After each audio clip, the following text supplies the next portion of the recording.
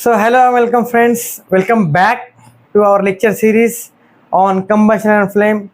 It's an lecture number 3 and will be the last lecture of our lecture series on combustion and flame. So, today we are going to learn about the fuels, their characteristics, fuel efficiencies, that is calorific values, some points regarding acid rain, and in the last we are going to see about the global warming.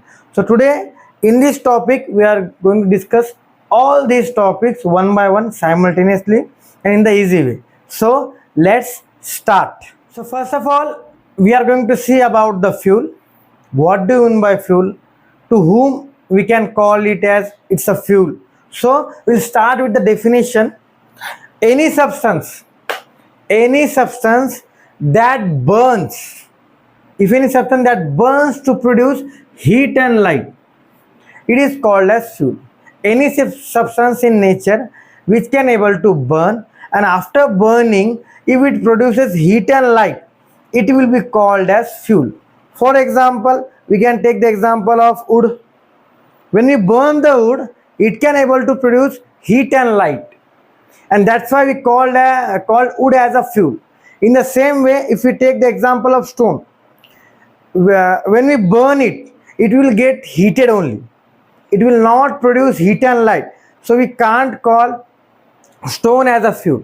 So first, one of the main important feature or property of a fuel, to call a substance as a fuel, we should remember that substance should be able to burn, and after burning it should produce heat and light.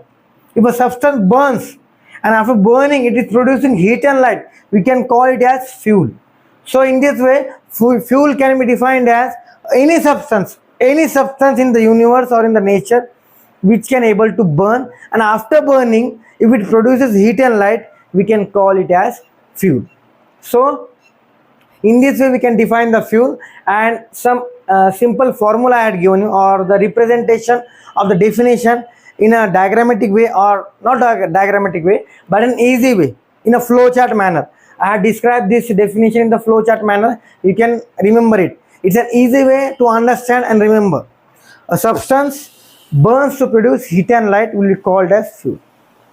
So depending upon the physical nature of fuel, fuel can be categorized, or fuel can be of three types depending upon its physical appearance or physical state. Physical means outer appearance, Hindi में बोलना पड़ेगा. Fuels को हम तीन तरीके में divide कर सकते हैं, कैटेगराइज कर सकते हैं, depending upon their physical state. Physical मतलब आउटर अपीयरेंस जो होता है, जैसे कि ये पेन है, ये इसका बाहरी जो रूप है ये फिजिकल अपीयरेंस है, और अगर इनसाइडली देखते हैं तो उसे एनाटॉमी कहा जाता है. सो कोई भी फ्यूल को बाहरी रूप से देखने के ऊपर हम उस फ्यूल को तीन तरीके के कैटेगरीज में रखते हैं, तीन तरीके के टाइप्स में रखते हैं, और वो तीन टाइप है सॉलिड फ्यूल्स, लिक्विड फ्यूल्स, और आखिरी में आता है gaseous fuel. They are nothing but they are the types of fuels. So any fuel in this nature can be kept among these three categories. Any fuel in this nature can come under only these three categories. इस तीन ही category में आएगा, चौथी category होती ही नहीं है. ये तीन ही कैटेगरी होते हैं, और ये तीन कैटेगरी में ही वो फ्यूल आएगा. कोई भी फ्यूल रहने दो, वो इस तीनों में से कोई ना कोई भी कैटेगरी में आएगा ही आएगा. सो फ्यूल्स तीन टाइप्स के होते हैं, सॉलिड फ्यूल, लिक्विड फ्यूल और गैसियस फ्यूल. सो सॉलिड फ्यूल मतलब नाम पर देखो, सॉलिड फ्यूल ये एक ऐसा फ्यूल रहेगा जो सॉलिड फॉर्म में रहेगा. उसके बाद में लिक्विड फ्यूल्स, ये ऐसा फ्यूल रहेगा जो लिक्विड फॉर्म में रहेगा, और लास्ट में आता है गैसियस फ्यूल, ये एक ऐसा फ्यूल है जो गैसियस फॉर्म में रहेगा. अब इम्पोर्टेंट चीज़ ये रहेंगी तीनों में से भी कि इसके एग्जाम्पल्स क्या है. सॉलिड फ्यूल का एग्जाम्पल क्या है, लिक्विड फ्यूल का एग्जाम्पल क्या हो सकता है, और लास्ट में गैसियस फ्यूल का. सॉलिड फ्यूल का एग्जाम्पल हो सकता है वुड, कोल और काउडंग केक, लकड़ी, कोयला और गोबर. ये एग्जाम्पल है सॉलिड फ्यूल्स के. उसके बाद में लिक्विड फ्यूल्स के एग्जाम. अब लिक्विड फ्यूल के इतने इजी एग्जाम्पल्स हैं, जैसे पेट्रोल, डीजल, केरोसिन, ये सब लिक्विड फ्यूल्स में ही आएंगे. सो इस तरीके से होते हैं लिक्विड फ्यूल्स. और लास्ट में गैसियस फ्यूल, ऐसे फ्यूल्स जो गैसियस फॉर्म में हो, रूम टेम्परेचर मतलब नॉर्मली वो गैस के फॉर्म में हो. वो आएंगे बायोगैस और नेचुरल गैस। अब एलपीजी का भी एग्जाम्पल लिख सकते हैं, और बाप रे सर ने एलपीजी लिखा नहीं, एलपीजी भी होता है, वो गैसेस फॉर्म में होता है। जैसे कि और एक अगर समझना है इसका, पेट्रोल, डीजल, केरोसिन, तो और कई सारे फ्यूल्स आते हैं जो लिक्विड फॉर्म में होते हैं, ऑयल्स भी हो सकते कई कई तरह के जो फ्यूल्स का काम करते हैं। ओके, सो इस तरीके से था फ्यूल की डेफिनेशन, फ्यूल के 3 टाइप्स और उनके कुछ examples. Now about the fuel efficiencies. First of all we should note the meaning of efficiencies. Efficiencies means capacity और एबिलिटी। मतलब किसी भी चीज़ की एक एबिलिटी होती है, एक कैपेसिटी होती है। एग्जाम्पल के तौर पे अगर समझना है तो आप जो वाटर बॉटल लाते हो, पानी की बोतल, उसमें अगर 1 लीटर पानी बैठता है, 1 लीटर पानी उसमें फिलअप कर सकते हो, तो वो हो जाएंगी उस वाटर बॉटल की एफिशिएंसी, मतलब कैपेसिटी। उसके बाद में अगर आप एक टाइम पर 2 रोटियां खाते हो, if you are eating having 2 chapatis at a time, it will be considered as your efficiency. तो ये आपकी कैपेसिटी है। In the same way here it is fuel efficiency, मतलब किसी फ्यूल की एक कैपेसिटी रहेगी, एक क्षमता रहेंगी या फिर एक एबिलिटी रहेंगी। अभी क्या रहेंगी एबिलिटी, वो है मतलब अगर आप 1 किलो फ्यूल जलाने के बाद में, पूरी तरीके से जलाने के बाद में जितने अमाउंट में उससे हीट बनेंगी या फिर हीट एनर्जी बनेगी, वो रहेंगी उस फ्यूल की calorific value. Calorific value is nothing but an value which shows us the amount of heat produced by a particular fuel after complete combustion. अगर कोई फ्यूल, 1 किलो का फ्यूल अगर आप लेते हो, वो जलने के बाद में, कंप्लीट कंबशन होने के बाद में, कंप्लीटली जलने के बाद में अगर उससे कुछ अमाउंट में हीट एनर्जी बन रही है, तो वो रहेंगी उस फ्यूल की कैलोरीफिक वैल्यू।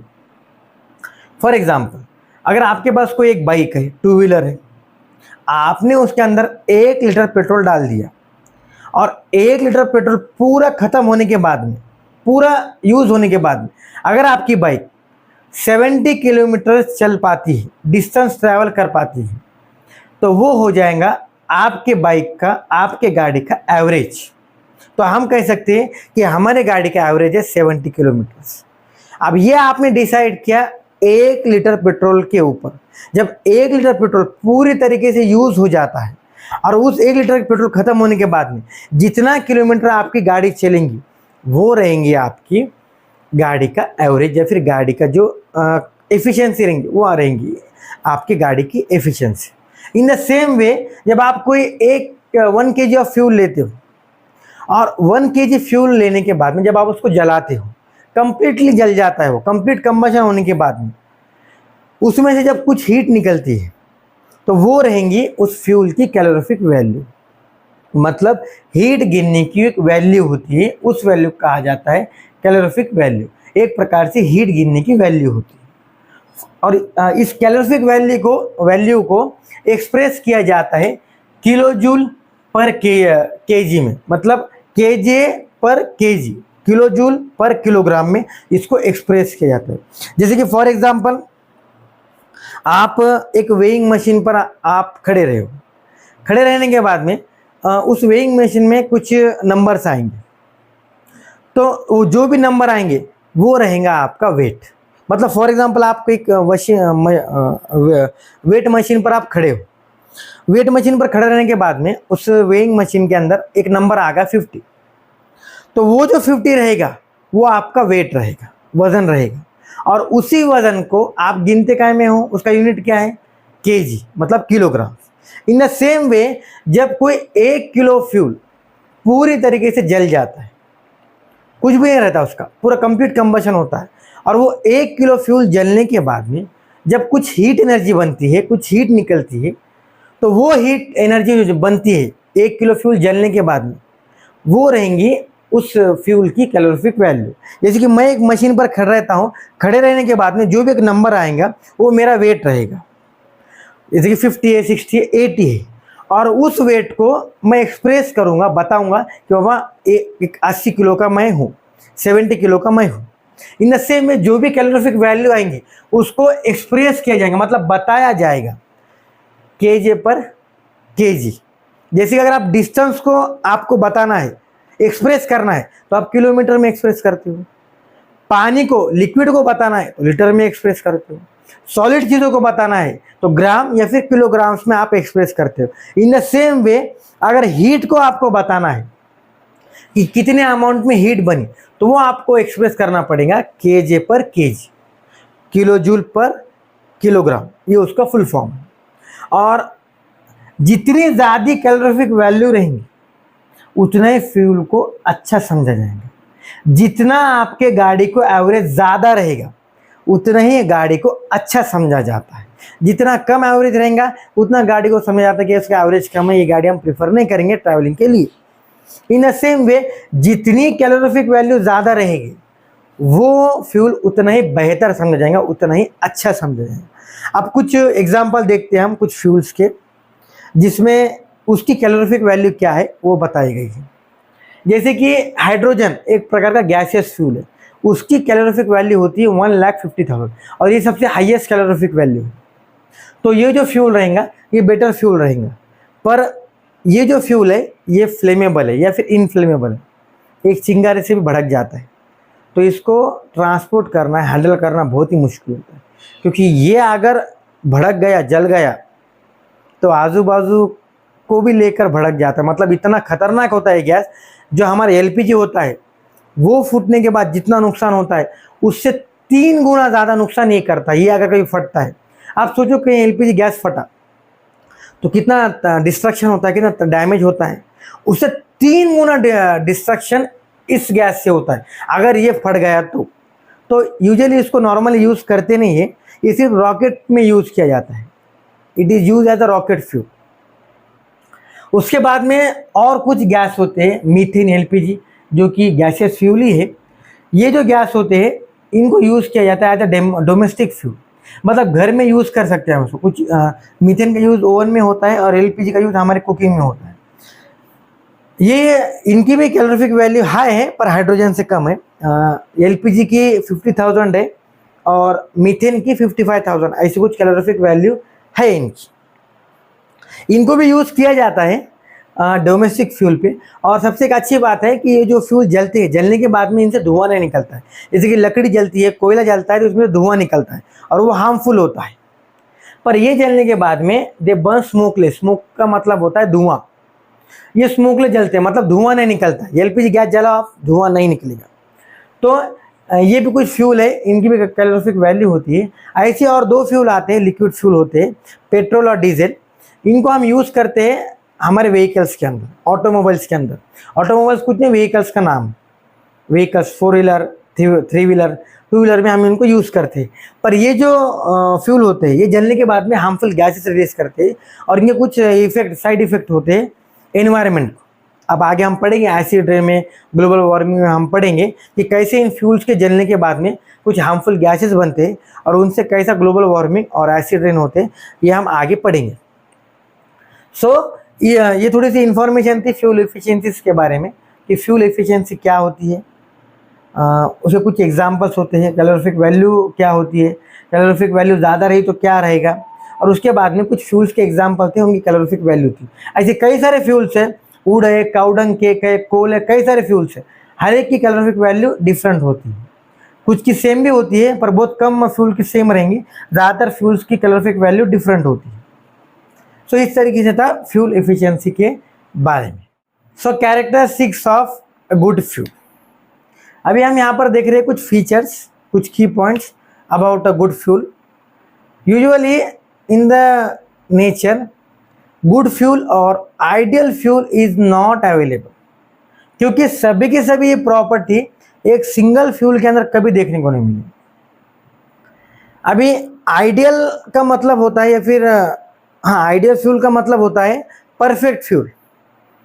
सो एक ऐसा फ्यूल जो सस्ता रहे, इजीली अवेलेबल रहे, उसका इग्निशन टेम्परेचर कम रहे, उसके बाद में वो मॉडरेट रेट पर जले, उसके बाद में उससे हार्मफुल गैसेस ना बने और इजी टू हैंडल या ट्रांसपोर्ट में रहे।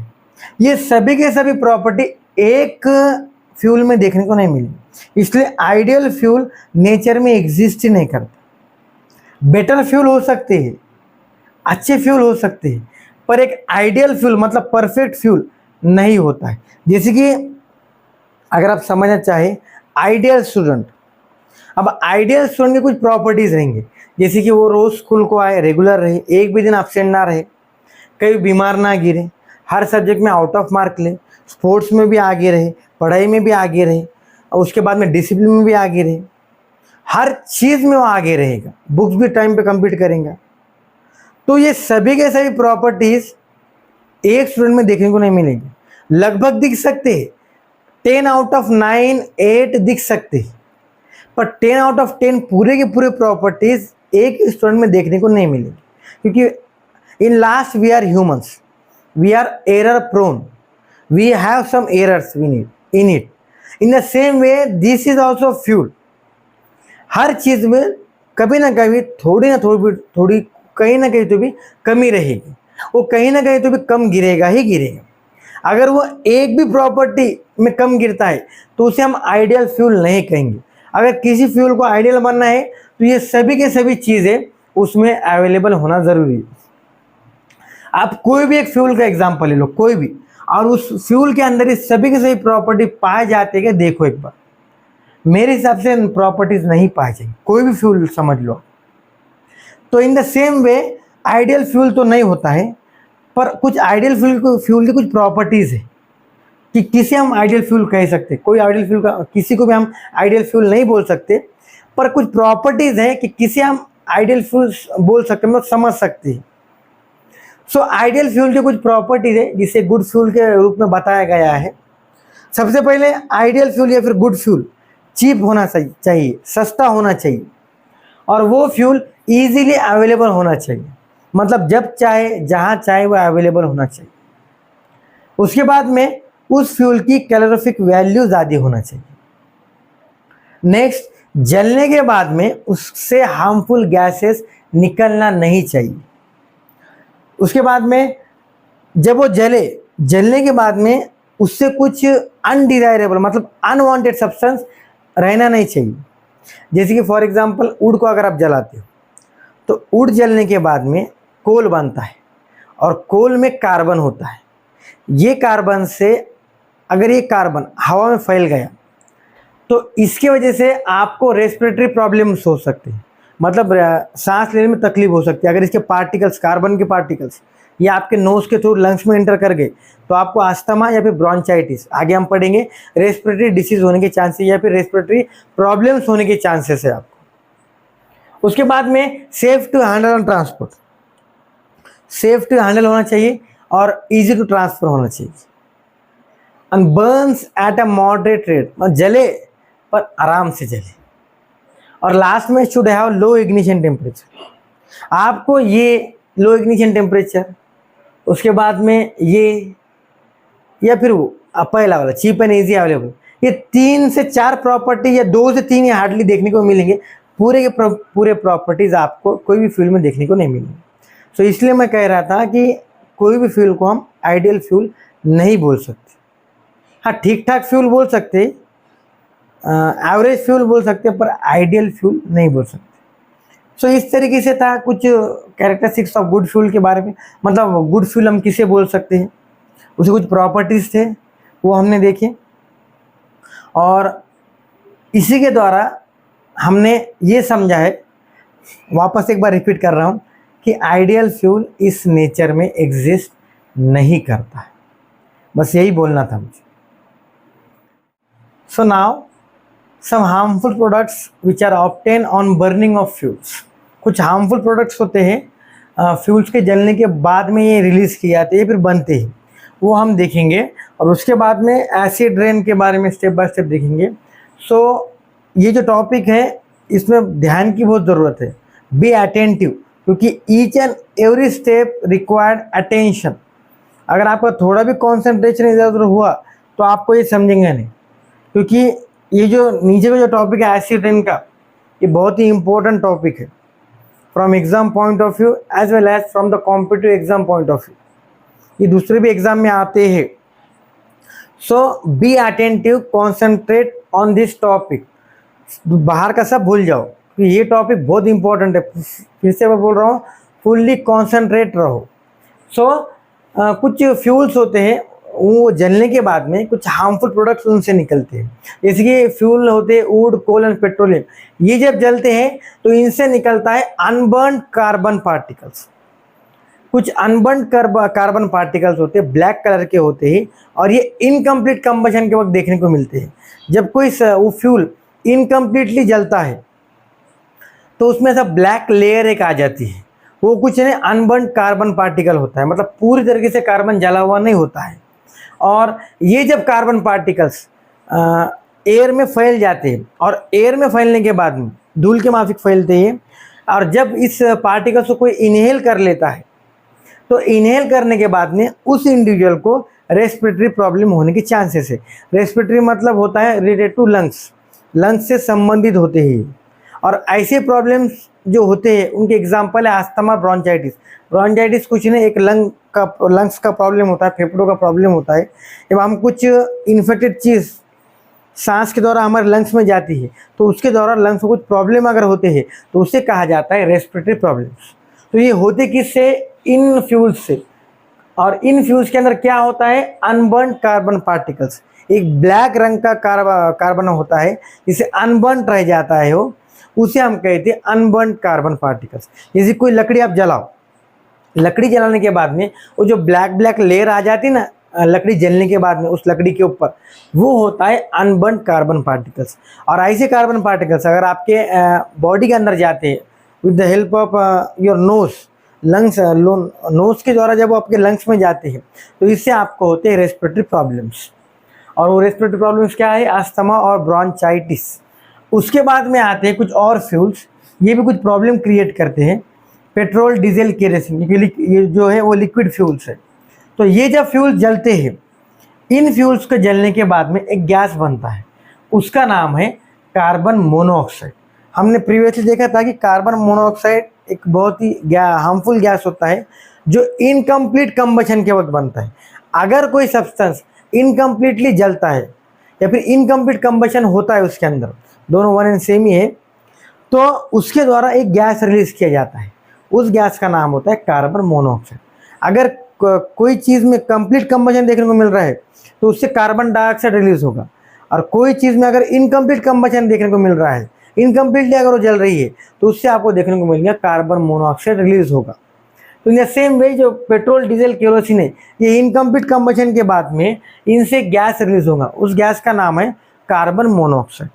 और ये गैस पॉइजनस गैस होता है, बहुत ही हार्मफुल गैस होता है। अगर कंटिन्यूसली अगर आप इसके कांटेक्ट में हो फॉर अ लॉन्ग टाइम, अगर आपके आजू बाजू कंटिन्यूसली अगर कार्बन मोनोऑक्साइड बन रहा है और आप उस एनवायरनमेंट में हो, तो it can be prove fatal, मतलब ये डेडली हो सकता है, जानलेवा हो सकता है।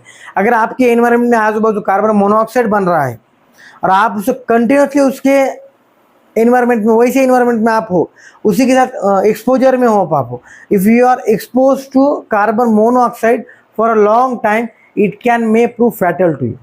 अगर आप कार्बन मोनोऑक्साइड जो एक प्रकार का गैस होता है, पॉइजनस गैस होता है, इसके आजू बाजू अगर आप रहते हो या फिर ये आपके आजू बाजू रहता है, तो इसकी वजह से आपको खतरा हो सकता है और वो खतरा जानलेवा भी हो सकता है। तो इसलिए यहाँ पर कहा गया फैटल। अब उसके बाद में कुछ इंपॉर्टेंट है एसिड रेन के बारे में। Acid rain is a type of rain which contain acid in it. एक ऐसा रेन होता है, एक ऐसी बारिश होती है जिसके अंदर एसिड होता है, और ऐसी बारिश की वजह से बिल्डिंग्स, स्टैचूज, सॉइल्स, प्लांट्स, इन सभी को नुकसान होता है। सबसे पहले एसिड रेन बनता कैसा है वो हम देखेंगे। जो भी कोल, डीजल होता है, एक प्रकार की फ्यूल है, एक सॉलिड है, एक लिक्विड फ्यूल है। ये जब जलते हैं, कोल और डीजल जब जलते हैं तो इनसे गैस रिलीज किया जाता है। उस गैस का नाम है SO2, जिसे कहा जाता है सल्फर डाइऑक्साइड। तो जब कोल एंड डीजल जलते हैं उनसे गैस बनता है, उस गैस का नाम है SO2, जिसे सल्फर डाइऑक्साइड कहा जाता है। और ये सल्फर डाइऑक्साइड गैस होने की वजह से पूरे एनवायरनमेंट में स्प्रेड हो जाता है। SO2 sulphur dioxide. जैसे सल्फर डाइऑक्साइड एनवायरनमेंट में स्प्रेड होता है तो एनवायरनमेंट में ऑक्सीजन भी रहता है O2, ये उसके साथ जाके रिएक्ट करता है। सो SO2 plus O2, SO2 plus O2, ये 2 सिर्फ बैलेंस करने के लिए लिखा है, केमिकल रिएक्शन बैलेंस होने के लिए लिखा है। ये मेन ये है SO2 plus O2, sulphur dioxide plus oxygen. ये जब दोनों रिएक्ट करेंगे, ये SO2 और O2 जब रिएक्ट करेंगे, इसकी वजह से बनेगा और एक गैस सल्फर ट्राइऑक्साइड। ऑक्साइड है तो एक ही ऑक्सीजन एटम है, डाइऑक्साइड है तो 2 ऑक्सीजन एटम है, ट्राइऑक्साइड है तो 3 ऑक्सीजन एटम। तो यहाँ पर ट्राइऑक्साइड है मतलब ऑक्सीजन के 3 एटम रहेंगे। तो SO3 sulphur trioxide, SO2 sulphur dioxide. तो ये सल्फर ट्राइऑक्साइड ये भी गैस होता है, ये रिएक्ट करता है वाटर के साथ। बारिश का जब मौसम होता है, क्लाउड जो बनते हैं उसके अंदर जो पानी होता है उसके साथ में SO3 सल्फर ट्राइऑक्साइड ये रिएक्ट करता है, और ये रिएक्शन कुछ इस तरीके से दिखता है SO3 प्लस H2O वाटर। अब SO3 सल्फर ट्राइऑक्साइड जब बारिश का पानी रेन वाटर जब इसके साथ रिएक्ट करता है तो वो पानी अब पानी ना रहकर एसिड में बदल जाता है, H2SO4। H2SO4 एक एसिड का नाम है, वो एसिड का नाम है सल्फ्यूरिक एसिड। सो कोल और डीजल एक प्रकार का गैस रिलीज करते हैं, उस गैस का नाम है सल्फर डाइऑक्साइड। ये गैस एनवायरनमेंट में स्प्रेड हो जाता है और सबसे पहले ऑक्सीजन के साथ में रिएक्ट करता है। जैसे ये ऑक्सीजन के साथ रिएक्ट करता है तो सल्फर डाइऑक्साइड कन्वर्ट हो जाता है सल्फर ट्राइऑक्साइड में। अब ये सल्फर ट्राइऑक्साइड ये भी गैस है, तो ये जाकर रिएक्ट करता है बारिश के साथ में, रेन वाटर के साथ में, पानी जो होता है उसके साथ में रिएक्ट करता है।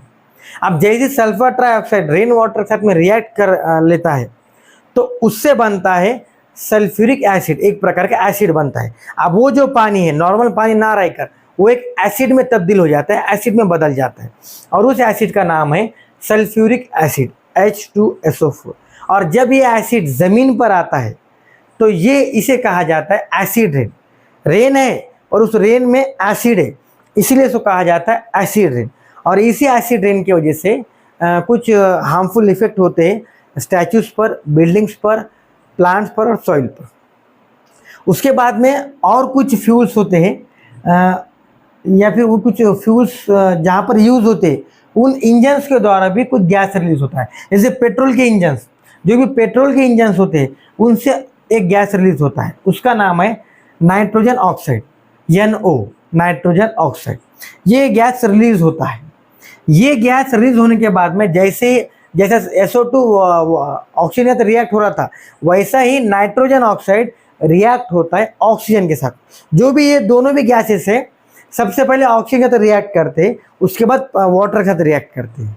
तो नाइट्रोजन ऑक्साइड NO ये रिएक्ट करता है ऑक्सीजन के साथ में, ये भी गैस है, एनवायरनमेंट में स्प्रेड हो जाता है। तो ये गैस सबसे पहले रिएक्ट करता है ऑक्सीजन के साथ में O2। अब ये नाइट्रोजन ऑक्साइड ऑक्सीजन के साथ में रिएक्ट करने के बाद में नाइट्रोजन ऑक्साइड ना रहकर नाइट्रोजन डाइऑक्साइड बन जाता है। हाँ जी, nitrogen dioxide NO2, carbon dioxide CO2, sulphur dioxide SO2, nitrogen oxide NO2। तो ये NO2 में बदल जाता है। उसके बाद में ये जो नाइट्रोजन डाइऑक्साइड है ये रिएक्ट करता है पानी के साथ। जो क्लाउड्स होते हैं वहाँ पर जो पानी होता है, वाटर ड्रॉपलेट्स होते हैं, उनके साथ जाके गैस रिएक्ट करती है। और नाइट्रोजन ऑक्साइड जब पानी के साथ रिएक्ट करता है तो वो बन जाता है नाइट्रिक एसिड, जिसका फॉर्मूला है HNO3। ये HNO3 ये नाइट्रिक एसिड। तो ये नाइट्रिक एसिड अब बारिश के साथ में नीचे आ जाएंगे। जैसे ये आते हैं नीचे, क्योंकि ये पानी अब पानी ना रहकर इसमें एसिड भी है, तो इसलिए इसे कहा जाता है acid rain. As this rain water contains और converted into acid form, that's why it is called as acid rain. Acid rain is nothing but the rain which contain acid in it and come down to the land। ये एक प्रकार का acidic rain होता है, एक ऐसा rain जिसमें acid होता है, और वो दो जो एसिड है उनका नाम है सल्फ्यूरिक एसिड और नाइट्रिक एसिड। ये दोनों भी एसिड बने हैं, इसलिए इसको कहा गया है एसिड रेन। सो एसिड रेन एक ऐसा रेन है जिसके अंदर एसिड होता है, और जो एसिड होते हैं उनका नाम है सल्फ्यूरिक एसिड और नाइट्रिक एसिड। सो इस तरीके से था एसिड रेन के बारे में। और कुछ हार्मफुल प्रोडक्ट जो बनते हैं फ्यूल के जलने से, जैसे कोल, पेट्रोलियम, वुड, इनके जलने के बाद में कुछ हार्मफुल प्रोडक्ट्स बनते हैं। सो एसिड रेन के बारे में अगर कुछ नहीं समझा होगा तो फिर से रिपीट कर लूँगा, कमेंट बॉक्स में मुझे कमेंट कर सकते हैं। कुछ अगर फॉर्मूला नहीं समझा तो भी आप मुझे कमेंट कर सकते हैं। इसमें इम्पोर्टेंट याद रखना ये है कि एसिड रेन में कौन से एसिड में, सल्फ्यूरिक एसिड और नाइट्रिक एसिड, ये इंपॉर्टेंट है। आपसे ये रिएक्शन कोई पूछेगा नहीं, ज़्यादातर आपसे ये पूछा जाएगा कि एसिड कौन से बने, तो आप कहेंगे उनको कि ये एसिड बने, सल्फ्यूरिक एसिड और नाइट्रिक एसिड, ये दोनों एसिड बने, ये इंपॉर्टेंट है क्योंकि क्वेश्चन ये आता है कि एसिड रेन में कौन से एसिड। सो इस तरीके से कुछ हार्मफुल प्रोडक्ट्स जो कि ऑक्टेन बनते हैं, रिलीज किए जाते हैं फ्यूल्स के द्वारा, और एसिड रेन के बारे में तो कुछ था, एक स्वीट और शॉर्ट डिस्क्रिप्शन था एसिड रेन के बारे में। आई होप आपको समझ में आया होगा। फिर भी अगर नहीं समझ में आता तो टेंशन मत लो, कमेंट बॉक्स में मुझे कमेंट करो, मैं फिर से रिपीट कर दूंगा। So in the last we are going to see about the global warming. Last topic है 3rd चैप्टर का और इस लेक्चर का भी लास्ट टॉपिक है। सो देखते हैं step by step global warming क्या होता है।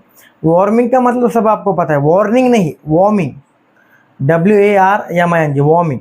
वार्मिंग का मतलब होता है गर्म होना है, गर्म होने की प्रोसेस होती है।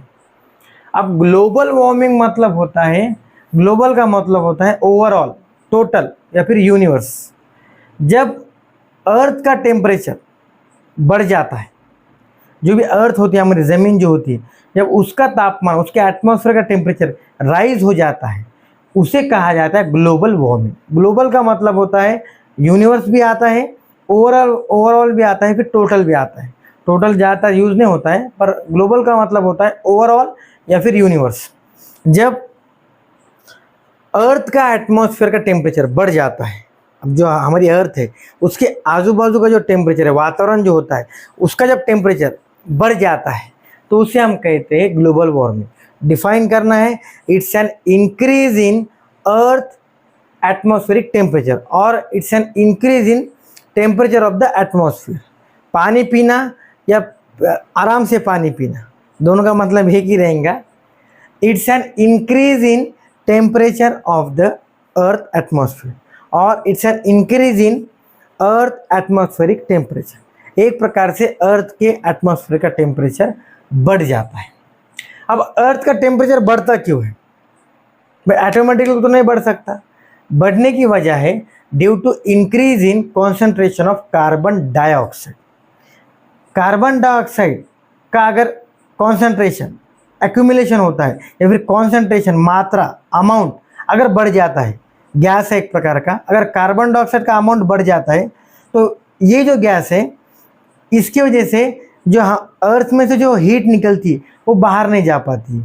एक प्रकार का ये अर्थ के एटमॉस्फेयर में सर्कल शेप बना देता है, और जब ये सर्कल शेप बनाता है अर्थ के एटमॉस्फेयर में, तो जो हीट है वो हीट को एटमॉस्फेयर के बाहर नहीं जाने देता है। और अगर हीट एटमॉस्फेयर के बाहर नहीं जाएंगी, हीट वहीं का वहीं रहेंगी, तो टेम्परेचर बढ़ जाता है। अगर इजी वे में समझना है तो फॉर एग्जांपल आप किसी एक रूम में हो, उसके विंडोज़, डोर वगैरह सब पैक करके रख दिए, एयर आ ही नहीं पा रही, तो इससे क्या होगा?